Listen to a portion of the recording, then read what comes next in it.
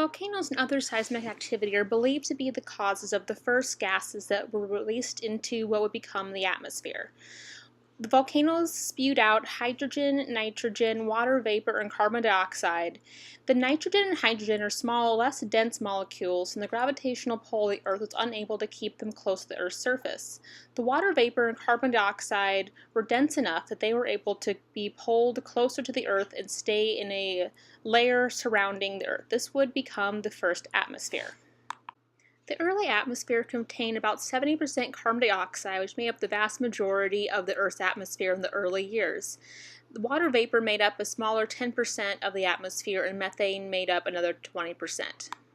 The early atmosphere was not very conducive to life development due to it having no oxygen present. It had a very high percentage of carbon dioxide, but no oxygen. So there was a sufficient environment for the first plant life to start being developed, but not enough for any animal life. So the first plant life developed in the oceans in the form of photosynthetic cells, which then would have become what we now view as probably the first algae. So these photosynthetic cells were able to convert carbon dioxide into oxygen. The CO2 from the atmosphere would diffuse into the ocean waters, and these photosynthetic cells would then do photosynthesis and released oxygen into the water. Now, the dissolved oxygen would then diffuse into the atmosphere, and that became the first significant amount of oxygen present in the atmosphere, and this allowed for the first animal life to have the opportunity to develop.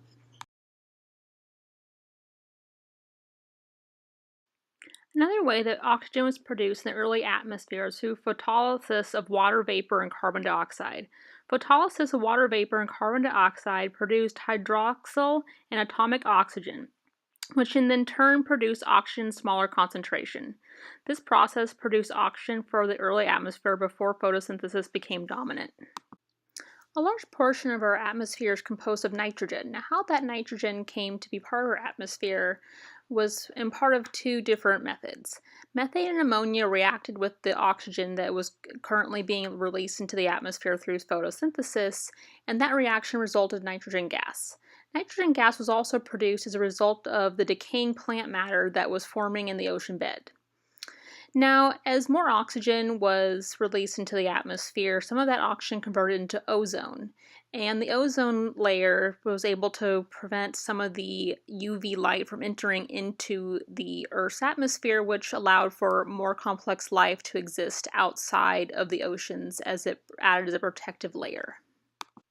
This slide gives you a brief timeline to the development of the Earth's atmosphere.